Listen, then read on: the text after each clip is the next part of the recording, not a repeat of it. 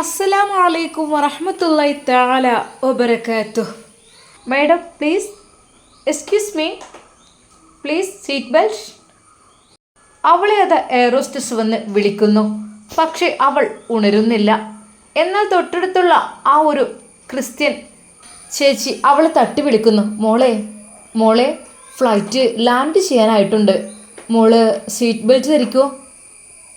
ഒരു നിമിഷം അവൾ ഞെട്ടിത്തെരിച്ചു. അല്ല മോളെ, എന്താ ഉറങ്ങിപ്പോയോ? ബെൽറ്റ് ധരിച്ചോളൂ കേട്ടോ. എല്ലാവരും എയറോസ്റ്റസ് വന്ന് വിളിക്കുന്നുണ്ട്, ലാൻഡ് ചെയ്യാനായിട്ടുണ്ട്. ആണോ? ഒരു നിമിഷം അവൾ തൻ്റെ ഉറക്കച്ചടവിൽ നിന്ന് ഒന്നുണർന്നു. അവളുടെ ഡ്രസ്സെല്ലാം ശരിയാക്കി. പഠിച്ചോനെ, പെട്ടെന്നാണ് അവൾ ആ ഓർമ്മയിലേക്ക് വീണ്ടും പോയത്. റബ്ബേ, എൻ്റെ കുഞ്ഞിനെ വിട്ട് ഞാൻ കടൽ കടന്നിരിക്കുന്നു. എൻ്റെ കുഞ്ഞ്. അപ്പോഴും അവൾക്ക് കണ്ണീരായിരുന്നു. മോളെ, റെഡിയല്ലേ? ഓക്കെ അല്ലേ? എന്താ ബെൽറ്റ് ഇടാൻ കഴിയുന്നില്ലേ? അവൾക്ക് സത്യം പറഞ്ഞാൽ അതൊന്നും ചെയ്യാനേ കഴിയാത്ത പോലെ. എന്നാൽ ആ സിസ്റ്റർ അവർ പെട്ടെന്ന് അവൾക്ക് ബെൽറ്റ് ഇട്ട് കൊടുക്കുന്നു. Thank you. ആ മോളെ, വെൽക്കം.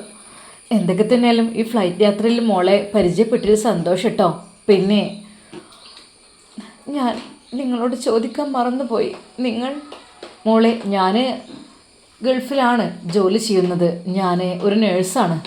പിന്നെ നാട്ടിലേക്ക് പോവുകയാണ് 1 മാസം ലീവിന്. എന്തായാലും ഒരുപാട് നന്ദി കേട്ടോ എൻ്റെ കൂടെ. ആ മോളെ, അതിനെന്താ, മോളെ കാണാൻ കഴിഞ്ഞതും സന്തോഷം. അല്ല മോള് നാട്ടിൽ? ഞാൻ നാട്ടിലേക്ക് വരികയാണ് ലീവിന്. ഗൾഫിൽ ജോലിയാണോ അതോ എന്തെങ്കിലും ബിസിനസ് കാര്യങ്ങൾ? അല്ല, ഞാൻ അവൾക്ക് എന്ത് പറയണമെന്ന് ഒരു നിമിഷം ഉത്തരം മുട്ടിപ്പോയി. ജോലിയാണോ ബിസിനസ്സാണോ അതോ വേറെ വല്ലതുമാണോ എന്നുള്ള കാര്യം പറയാൻ അവൾക്ക് അറിയുന്നില്ലായിരുന്നു. ഞാൻ ചെറിയൊരു ബിസിനസ് എന്നവൾ വെറുതെ അങ്ങ് പറഞ്ഞു. ഒരു പക്ഷേ ഞാനൊരു അറബി വീട്ടിലാണ് എന്നുള്ള കാര്യമായാലും അവർ ജോലിയാണെന്ന് വിചാരിക്കുള്ളൂ. എന്തായാലും അങ്ങനെ അങ്ങ് പറഞ്ഞു. മോളെ, എന്നാൽ ശരി കേട്ടോ. ഇനി ദൈവത്തിന് അനുഗ്രഹം ഉണ്ടെങ്കിൽ പിന്നെ കാണാം. എല്ലാവരും സീറ്റ് ബെൽറ്റ് ധരിച്ചു എന്ന് ഉറപ്പുവരുത്തുന്നതിനുള്ള അനൗൺസ്മെൻറ്റ് വീണ്ടും വീണ്ടും വന്നുകൊണ്ടിരിക്കുന്നു. അറബിയിലും ഇംഗ്ലീഷിലുമായിട്ട് അതങ്ങനെ പറഞ്ഞുകൊണ്ടിരിക്കുകയാണ്. എന്നാൽ എല്ലാവരും ഓക്കെ ആണെന്ന് കണ്ടു. ഫ്ലൈറ്റ് അതാ താഴുവാൻ വേണ്ടി തുടങ്ങുന്നു. എയർപോർട്ടിൽ അതാ ലാൻഡ് ചെയ്യുകയാണ് മലയാളക്കരയുടെ മണ്ണിൽ. ഒരു നിമിഷം അവൾ പുറത്തേക്ക് നോക്കി. അല്ലാ, പച്ചപ്പ് കാണാൻ തുടങ്ങിയിരിക്കുന്നു. അതെ, ഇതുവരെ മേഘക്കീറുകൾക്കിടയിലൂടെയുള്ള ആ ഒരു കാഴ്ചകൾ മാത്രമായിരുന്നു കാണുവാനുണ്ടായിരുന്നത്. എന്നാൽ ഇപ്പോഴിതാ പച്ചപ്പ് കണ്ടു തുടങ്ങിയിരിക്കുന്നു. തൻ്റെ നാട്, തൻ്റെ വീട്, തന്നെ കാത്തിരിക്കുന്ന തൻ്റെ പ്രിയപ്പെട്ട ഉമ്മ, ഉപ്പ, അനിയത്തിമാർ, അനിയൻ. അങ്ങനെ അവൾ ഓരോന്ന് ആലോചിച്ചു. ഒരു നിമിഷം അവൾ ഓർത്തു തൻ്റെ ഷെഫി ഉസ്താദിനെയും. പൊറുക്കണം ഉസ്താദേ, എന്നോട് പൊറുക്കണം. അറിയാം എനിക്ക് എന്നോട് പൊറുക്കില്ല എന്ന് എനിക്കറിയാം, എന്നാലും പൊറുക്കണം. അവൾ വീണ്ടും മനസ്സിൽ അതുക്കിയാണ് വിചാരിക്കുന്നത്. അങ്ങനെ അത് ഏതാനും നിമിഷങ്ങൾക്കകം എയർപോർട്ടിൽ ഫ്ലൈറ്റ് ലാൻഡ് ചെയ്യുകയാണ്. ഒരിക്കൽ പോലും അറിയുന്നില്ല അവളുടെ വീട്ടുകാർ അവൾ വരുന്നുണ്ട് എന്നുള്ള കാര്യമൊന്നും. സിസ്റ്റർ അവളുടെ കൈ പിടിച്ച് പറഞ്ഞു, മോളെ, ഇനി എപ്പോഴച്ച കാണാം. ഇനിയിപ്പോൾ ഒരു പക്ഷെ കാണില്ലായിരിക്കും, എങ്കിലും കണ്ടതിൽ വളരെയധികം സന്തോഷം. നല്ല സ്വഭാവമുള്ള ഒരു സിസ്റ്ററായിരുന്നു അവർ. എന്തെന്നറിയില്ല, മനസ്സിലേക്ക് വല്ലാത്തൊരു സന്തോഷം അവരെ കണ്ടപ്പോൾ.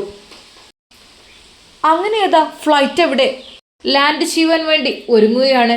പതുക്കെ പതുക്കെ ഇറങ്ങി ഒരു വലിയൊരു കുലുക്കത്തോടെ അത് റൺവേയിലേക്ക് ചാടി. ശരിക്കും ഞെട്ടിപ്പിക്കുന്ന ആ രീതിയിൽ. പഠിച്ചോനെ, പല അപകടങ്ങളും ഈ ഒരു സമയത്താണ് ഉണ്ടാകാറുള്ളത്. റബ്ബേ, ഫ്ലൈറ്റ് കുതിച്ചു പായുകയാണ് വളരെയധികം സ്പീഡിൽ. എല്ലാവരും പതുക്കെ സീറ്റിൽ നിന്ന് എഴുന്നേറ്റ് തുടങ്ങുന്നു. അവരുടെ ലഗേജുകളെല്ലാം മുകളിലത്തെ ഇടുക്കിയിൽ നിന്നും അതാ എടുക്കുന്നു.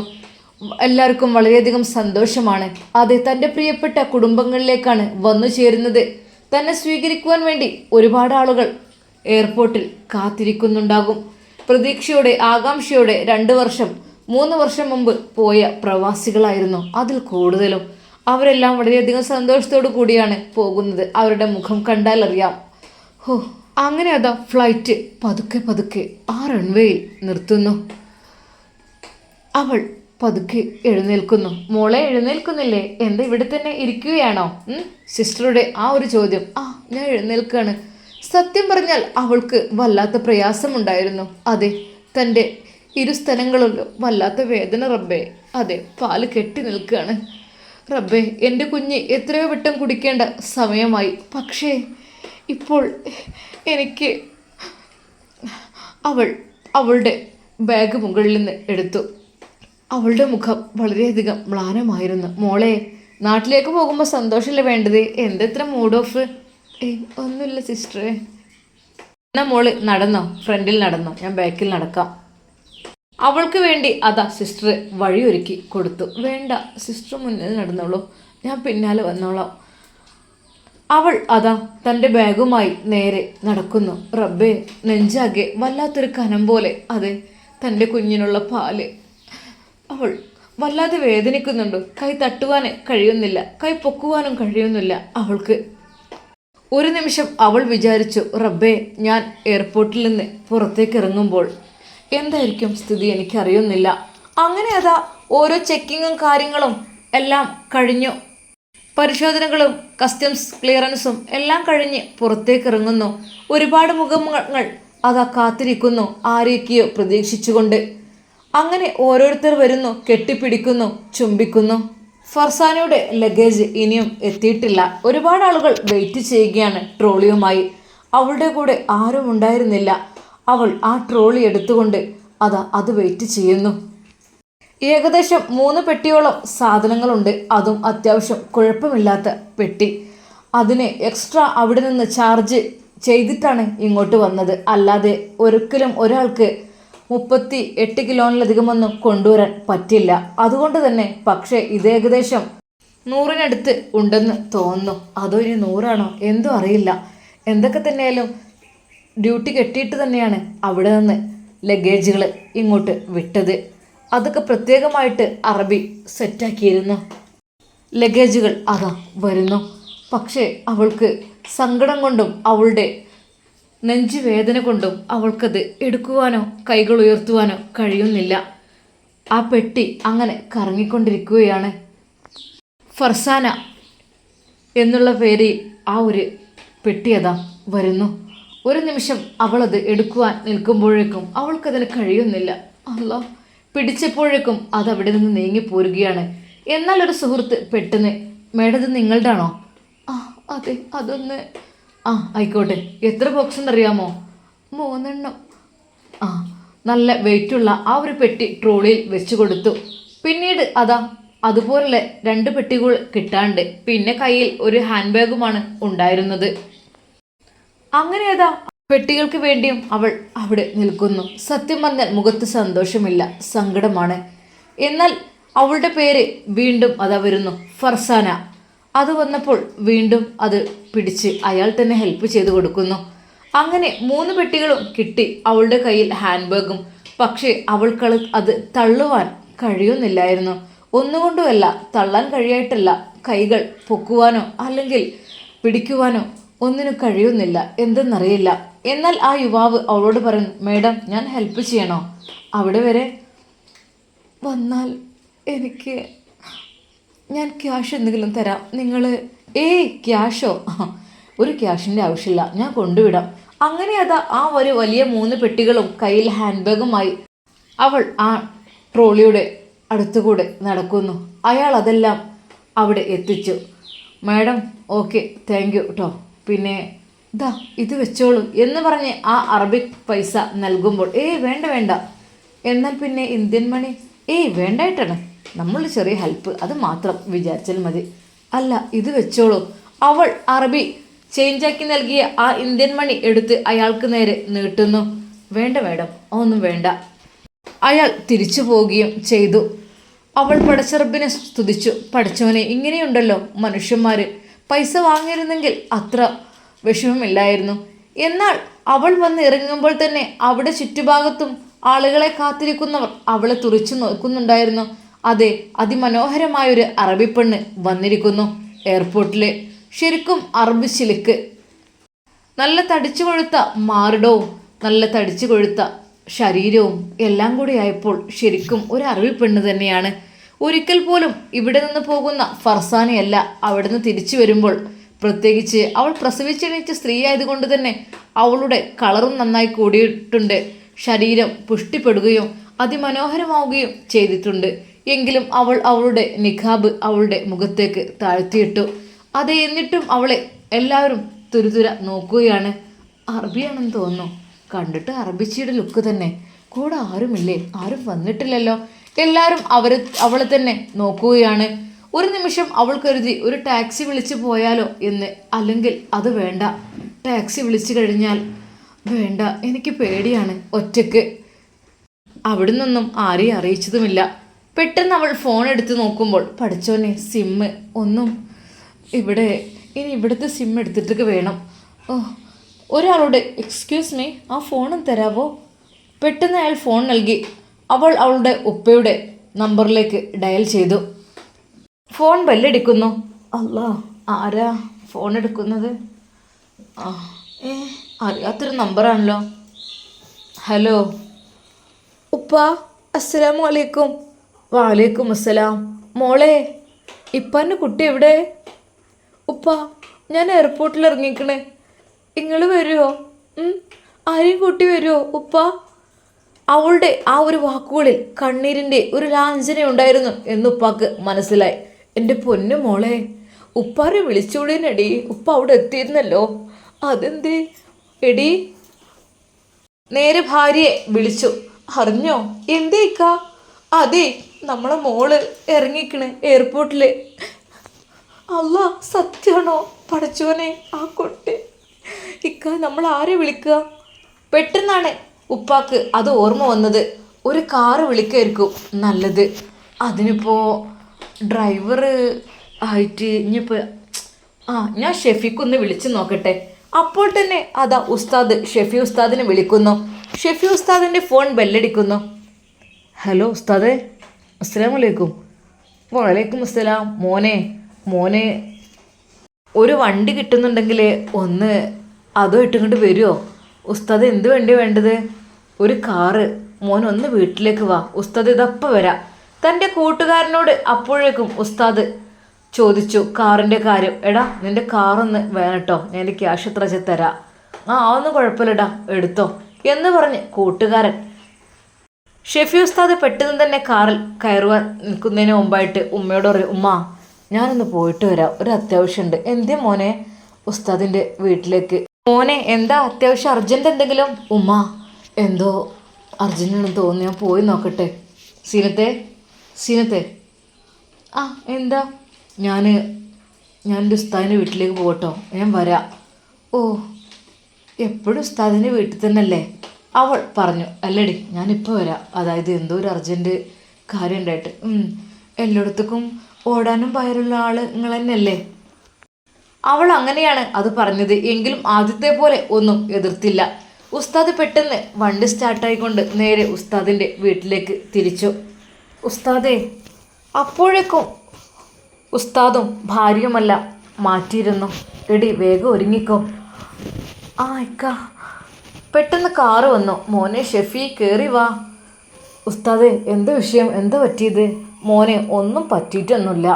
നമുക്കൊരു സ്ഥലം വരെ പോകാണ്ട്. ഉസ്താദ് എങ്ങോട്ടാണ്? നമുക്ക് എയർപോർട്ട് വരെ ഒന്ന് പോകാനുണ്ട്. എയർപോർട്ടിലേക്കോ? അത് മോനെ, അതൊക്കെ പറയാം. മോൻ വണ്ടി, മക്കളെ വണ്ടിയിൽ കയറിക്കൂടി. അങ്ങനെ ഏതാ ഉമ്മയും ഉപ്പയും അനിയത്തിമാരും അനിയനും വാഹനത്തിൽ കയറുന്നു. ഉപ്പ ഉസ്താദിൻ്റെ കൂടെ തന്നെ അവിടെ ഫ്രണ്ടിൽ ഇരിക്കുന്നു.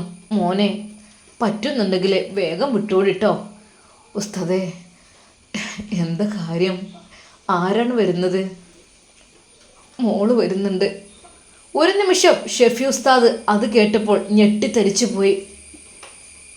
മോള്? എൻ്റെ ജസീന. അതെ, ജസീന എന്ന ഫർസാന അതാ നാട്ടിലേക്ക് വരുന്നുണ്ട് എന്നുള്ള കാര്യം കേട്ടപ്പോൾ ശരിക്കും ഉസ്താദിനെ എന്ത് പറയണമെന്നായിപ്പോയി. ഒരു നിമിഷം അവളുടെ ആ പഴയ മുഖമാണ് ഉസ്താദിന് ഓർമ്മ വന്നത്. അതെ, തൻ്റെ മുഖത്ത് നോക്കി ആദ്യമെല്ലാം അവൾ പുഞ്ചിരിച്ചിരുന്നു. ഉസ്താദിനെ ഒത്തിരി ഇഷ്ടമായിരുന്നു.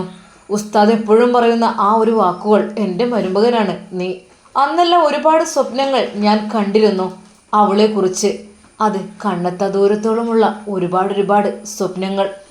ഞാനും അവളും നിക്കാഹ് കഴിയുന്നു. അതെ, ഞങ്ങൾ ഞങ്ങളുടേതായ സ്വപ്ന ലോകത്തേക്ക് പറക്കുന്നു.